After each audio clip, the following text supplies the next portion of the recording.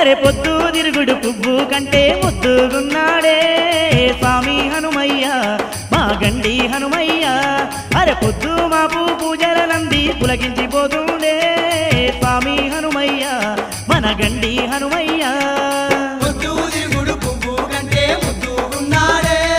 స్వామి హనుమయ్య మా గండి హనుమయ్య పొద్దు మాపు పూజల నంది పులకించిపోతుండే స్వామి హనుమయ్య మా గండి హనుమయ్య